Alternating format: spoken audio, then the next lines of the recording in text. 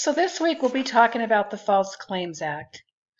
We'll cover some of these objectives, including high-risk areas and how to reduce some of the risk, etc.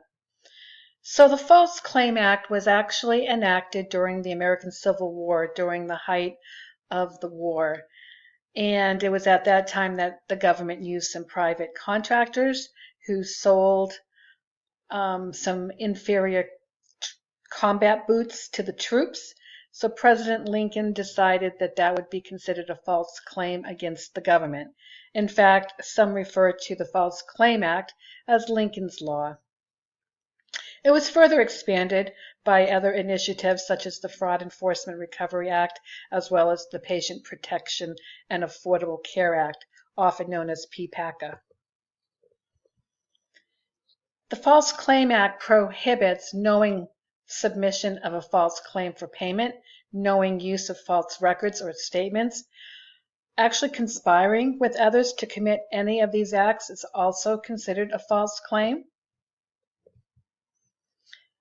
A false claim could be billing for services that are not medically necessary, services that are not provided, services not covered by Medicare or Medicaid but yet submitted as if they are covered, services to a patient who is not a qualified Medicare beneficiary. Making false records or statements in support of a false claim. This prohibition can occur only when a false claim has been submitted.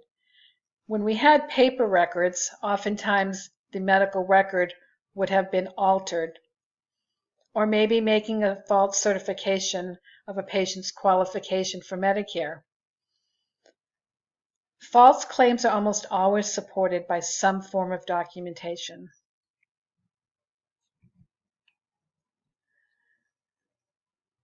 Avoiding paying the government. So if a provider or an organization receives an overpayment and they know that that overpayment is received in error, it is up to the provider or the organization to return that money, and if not, it's considered a false claim.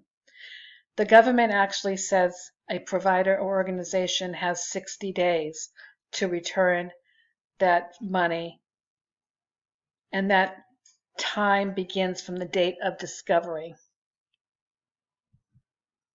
Conspiring with others to violate any of the other three provisions.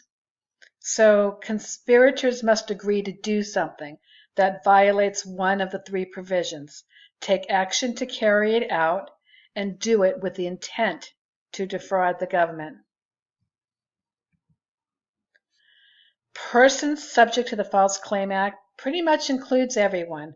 That means individuals, physician practices, hospitals, ambulance companies, pharmacies, managed care systems, laboratories, long-term care facilities are all subject to the False Claim Act. Technical violations do not create a false claim. People will make mistakes. Mistakes are not considered a false claim. The same is true of reasonable, well-founded estimates and reasonable interpretations of law. But knowingly defines the state of mind of the person that's submitting the claim. You must have actual knowledge that the claim or information behind it is false, acting in ignorance, reckless disregard. That is the definition of knowingly, and it is not necessary to prove specific intent to defraud. Qui tam is often referred to as a relator, and many of these whistleblower suits go to the government or from an individual, usually an ex-employee. Any private citizen may bring a False Claim Act on behalf of the government. The relator, or the qui tam, may receive up to 25% of damages that are awarded in the case, as well as the attorney's fees, and that's assuming the government does take the case over for prosecution.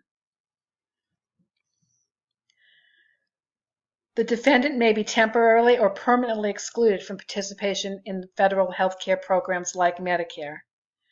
And if a hospital or an organization is excluded from Medicare, chances are they're going to start being excluded from other payers as well.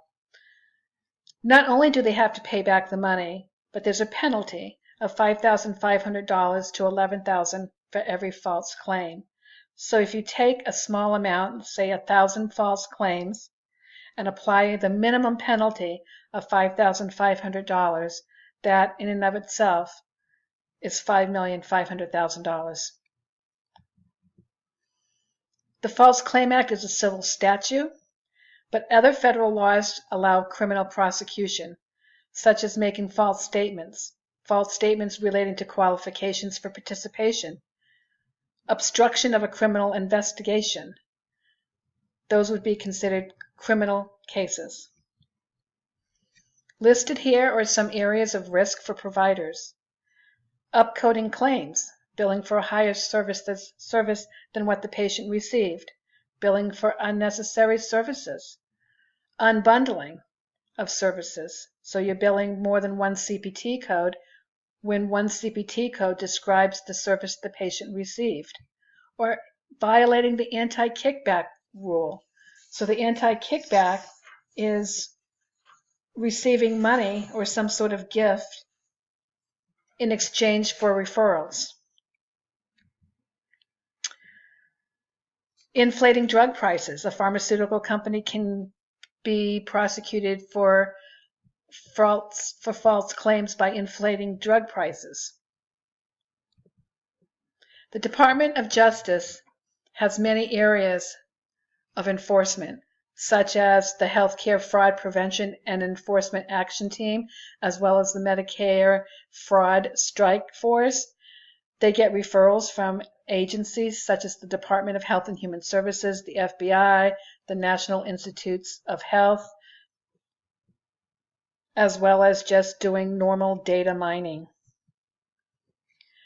To minimize exposure to the False Claim Act, an organization should implement all 7 components of the Mandatory Compliance Program. And there is a link on Blackboard for you to be able to download the compliance program recommended by the OIG. So listed here are some of the areas to minimize risk, and they are all based off of the federal sentencing guidelines. So again, more areas to minimize risk to the False Claim Act, and I would highly encourage you to read the compliance program link that I have included on Blackboard. Please do not hesitate to call me for questions.